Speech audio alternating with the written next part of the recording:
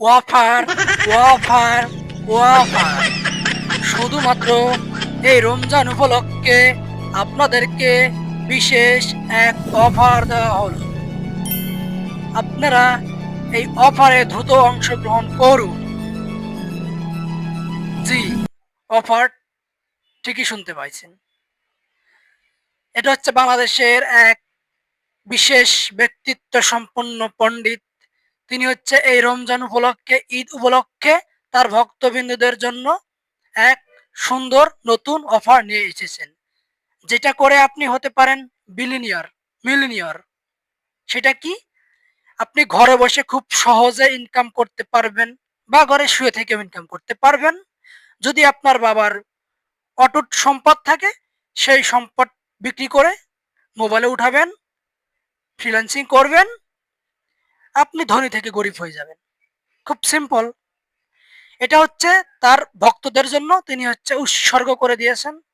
তো আপনারা চাইলে এটা করতে পারেন। আমি এটা কাউকে করতে বলবো না, তবে উনার যে ভক্তবিন্দু আছে আমি তাদেরকে করতে বলবো যে উনার ভক্তরা এটা করুক, করে তারা ধনী হোক, সমস্যা নেই। মানে কতটা নির্লজ্জ, কতটা বেহাইয়া হলে মানে যুব সমাজকে ধ্বংস করার মূল কারিগর হচ্ছে এই সাকিব আল হাসান। কুত্তার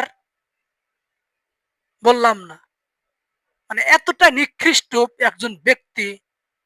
এমনিতেই যুব সমাজ প্রত্যেকটা গ্রামে, প্রত্যেকটা ইউনিয়নে, প্রত্যেকটা থানায়, প্রত্যেকটা জেলায়, এমনকি পুরো বাংলাদেশ ব্যাপী এই ভয়াবহ জুয়ার জুয়া চলে গেছে, যেটা আসলে ভয়ঙ্কর রূপে ছড়ে গেছে।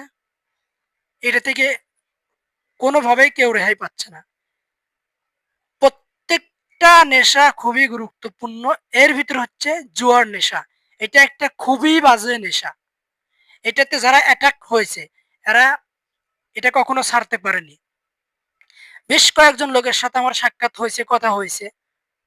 ওনারা আমাকে বলেছে, কারণ আমি যেহেতু এখানে মোবাইল ব্যাংকিং এর কাজ করি, সাথে অন্যান্য কাজ করি, তো এখানে লোকজন আসে, তাদের সাথে কথা হয়, দেখি তাদের কি অবস্থা।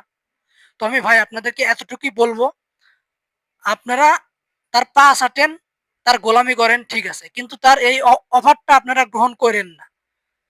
এই অফারটা গ্রহণ করেন না।